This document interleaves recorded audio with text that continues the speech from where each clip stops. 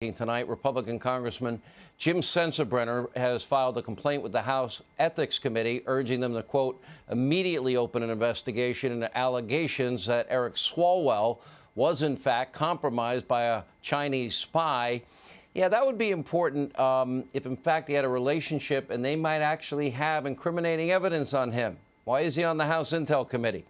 We continue to follow that story. Meanwhile, last night, squad member Congresswoman Ocasio-Cortez takes to Instagram, to cook lemon pasta with salmon for followers, and then using the platform to respond to critics that call her radical. Take a look.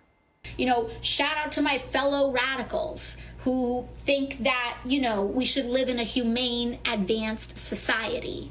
And that we shouldn't be under the thumb of a $7 minimum wage and, racist systems. Because, because that just benefits whoever the people are in power to already be in power.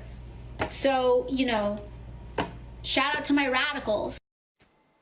Now, this morning, she posted a video on Twitter highlighting which parts of her first-term radical agenda she was able to achieve. Take a look.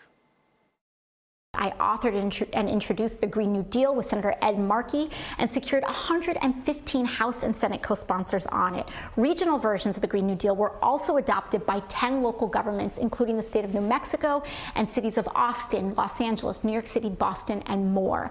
We unveiled the Green New Deal for public housing, which would invest up to $180 billion over 10 years. We got President Trump's former lawyer, Michael Cohen, to state on the record that President Trump was engaging in tax fraud and to name other potential witnesses. On the presidential campaign, I co-chaired the Climate Unity Task Force with Secretary Kerry to help shape President-elect Biden's $2 trillion climate policy. Meanwhile, yesterday, she knocked Biden's agenda, saying it, quote, it's a little hazy, citing a lack of a cohesive vision across his cabinet. Here with the reaction. Fox News contributors Jason Chaffetz and Tammy Bruce are with us. Well, looking at the court decision tonight, Tammy, and understanding its likely ramifications in a lot of ways, one has to wonder, is America really ready for what is about to hit them if this now becomes the law of the land?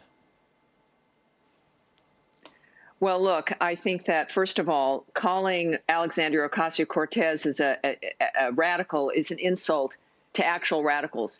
This nation is the radical idea. Our Constitution is radical. The last radicals we saw were in the mid-1700s, our founders. Radicalism is coming up with something completely new that sets people free. She is not a radical. She is someone who is spewing platitudes for a failed idea, for a failed system, to, effectively trick people into thinking she represents something. It is an ignorant point of view. You can ask the people of Venezuela about her kind of radicalism. There's nothing radical about the failed communist states that have destroyed people's lives. She has been misled. Her cohorts have been misled, and Americans want a future they can count on. That is what is in front of the Supreme Court right now, not that young woman cooking some salmon over Instagram, spouting platitudes.